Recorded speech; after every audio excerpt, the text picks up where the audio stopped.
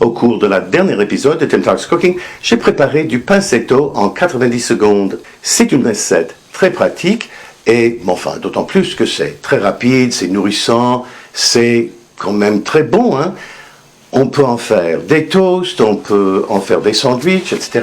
Il y a beaucoup d'autres choses qu'on peut faire avec. Là, après avoir mis en ligne cette dernière vidéo, je me suis mis à réfléchir et je me suis dit, ah ben tiens, de la chapelure keto, ce qui peut vous permettre de préparer énormément de plats. Et puis l'idée m'est passée par la tête comme un flash, du poulet frit. Et voici mes cuisses de poulet keto. Elles sont vraiment belles, n'est-ce pas? Elles sont juteuses à l'intérieur, elles sont croquantes à l'extérieur et elles sont vraiment délicieuses, même le lendemain. Même mon mari Carl, qui, lui, il aime bien ce qu'on mange, hein, mais bon, enfin, il ne dit pas grand-chose. C'est ça les mecs, oui. Non mais je rigole, hein. Il est très sympathique, il aime beaucoup ce qu'on mange. Pendant son lunch au travail, il m'a envoyé un texto me disant « Waouh, sont vraiment toujours très très bonnes ces cuisses de poulet, hein !» Bon, ça m'a vraiment fait plaisir, imaginez. Ceci dit, si vous aimez le poulet frit, c'est sûr et certain que vous allez apprécier cette recette-ci.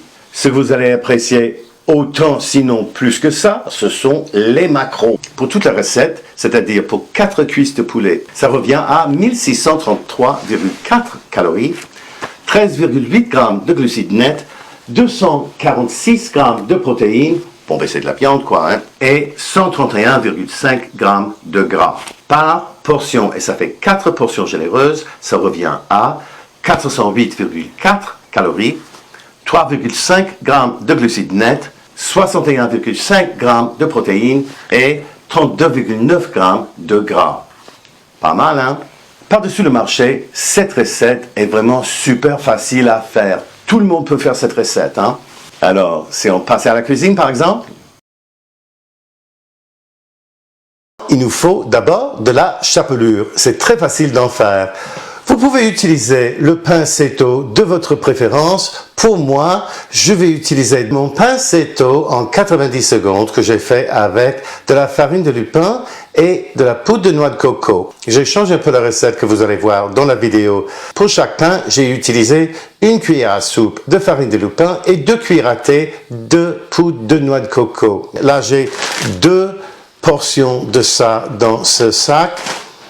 J'ai coupé en tranches plutôt minces et après, je les ai fait sécher au four conventionnel à 200 degrés Fahrenheit, soit 95 degrés centigrades pour 2 heures, 2 heures et quart, 2 heures et demie, jusqu'à ce qu'elles soient bien dures au milieu, qu'il n'y a pas de souplesse, pas de flexibilité du tout. Et voilà, c'est ça qui va faire des miettes comme il faut. Là aussi, il faut quand même faire un tout petit peu attention. On veut ni que les miettes soient trop fines, ni trop grosses. Mais là, je vais vous montrer exactement ce que je veux dire. Mes tranches bien sèches, dans un sac en plastique.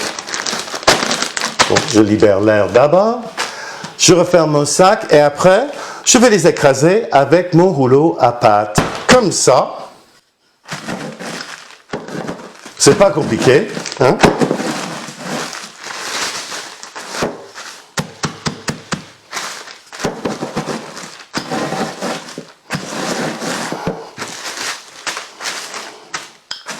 C'est à peu près ça, là, hein? Regardez. Il y a de gros morceaux, il y a des petits morceaux comme ça, hein? Après avoir écrasé mes tranches de pain sec, ce que j'aime faire, c'est de les mettre dans un bocal maison. Mes 2 petits pains se sont réduits à 1 tasse ou 80 grammes ou à peu près 2 onces et demie, comme vous voyez, hein? Et il faut savoir que ça, à ce point-ci, ça n'a pas énormément de goût. Alors, on va régler ça en ajoutant quelques autres ingrédients. D'abord, une bonne pincée de sel. Peut-être un peu plus que ça. La raison, c'est que on va utiliser la chapelure pour assaisonner les cuisses de poulet par la suite, hein, comme vous allez voir. Bon, donc une très bonne pincée de sel et après une demi-cuillère à thé de poivre noir et une demi-cuillère à thé d'oignon en poudre. Une cuillère à thé d'ail en poudre. cuillère à soupe d'herbes italiennes. Et voilà. Mettez un couvercle.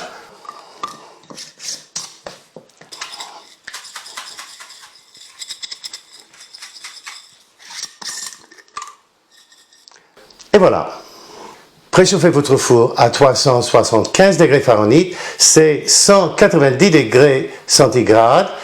Et aussi, faites préchauffer de l'huile. Là, j'ai de l'huile d'avocat dans cette poêle-ci.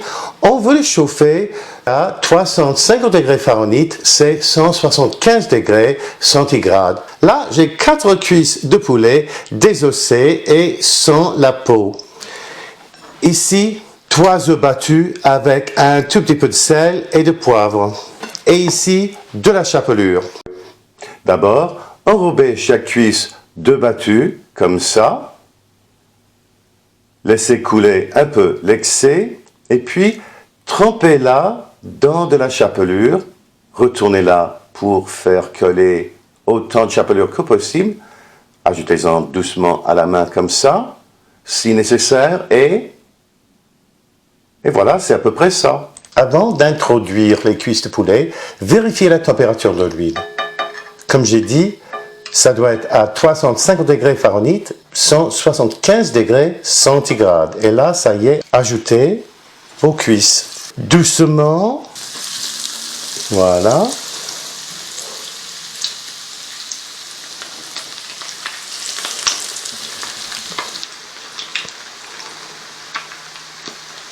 Retournez-les lorsqu'elles sont bien dorées d'un côté. Une fois dorées des deux côtés, transférez les cuisses à une plaque recouverte soit de papier sulfurisé, soit d'une grille. On va les mettre au four pendant une quinzaine de minutes pour terminer la cuisson. Une petite note, il me reste un peu de chapelure. Jetez ça, c'est plein de bactéries qu'on ne veut pas. Voilà, ça y est. Et les voici, avec des petits bouts que j'ai aussi empanés. Sont pas mal belles, hein? Avant de partir, n'oubliez pas de liker la vidéo, de la partager chez Facebook, de la commenter ici chez YouTube et surtout de vous abonner à ma chaîne. Cela aide ma chaîne à se développer et cela vous aide à retrouver mes vidéos. Surtout si vous cliquez sur la clochette de notification. Merci beaucoup d'avoir été avec nous aujourd'hui chez Tim Talks Cooking. À la prochaine!